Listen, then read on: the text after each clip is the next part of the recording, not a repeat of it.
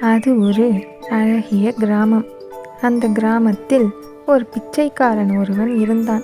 அவன் வீடு வீடாக சென்று யாசகம் கேட்டு வாழ்க்கை நடத்தி வந்தான். அம்மா பசிக்குது, சாப்பாடு இருந்தா ஏதாவது கொடுங்களேன். போ, அதெல்லாம் ஒண்ணும் இல்லை. தினமும் இதே பழப்பா போச்சு. போய் வேற வீட்டை பாரு.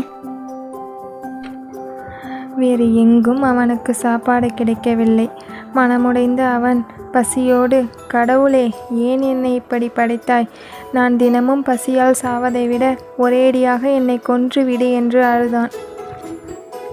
அப்பொழுது அவன் சற்றும் எதிர்பாராத விதமாக அவன் முன் ஒரு தேவதை தோன்றினாள். அந்த தேவதை ஏன் அழுகிறாய் என்று கேட்டாள். உடனே அவன், எனக்கும் மற்றவர்களைப் போல் சுகபோக வாழ்வு வாழ வேண்டும் என்று கூறினான். அப்படியென்றால் நான் உனக்கு பொற்காசுகளை தருகிறேன். நீ அவற்றை நீ வைத்திருக்கும் பையில் பிடித்துக்கொள். நன்றாக கவனித்துக்கொள். பொற்காசுகள் உன் பையில் மட்டுமே விழ வேண்டும். தவறி அவை கீழே விழுந்தால் அனைத்தும் மாயமாகிவிடும். உடனே அவன் கையில் இருந்த பையை காட்டினான்.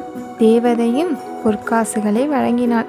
பொற்காசுகளால் பை நிறைந்தது. தேவதை, போதுமா? இதுவே நீ சாகும் வரை சுகபோக வாழ்வு வாழ போதுமானது என்று கூறினாள்.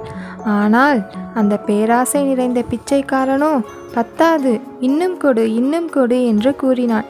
தேவதை மேலும் பொற்காசுகளை போட அந்த பை கிழிந்து பொற்காசுகள் முழுவதும் கீழே விழுந்தன. கீழே விழுந்த அடுத்த நொடியே அந்த பொற்காசுகள் அனைத்தும் மாயமாயின. தேவதையும் மறைந்து போனாள்.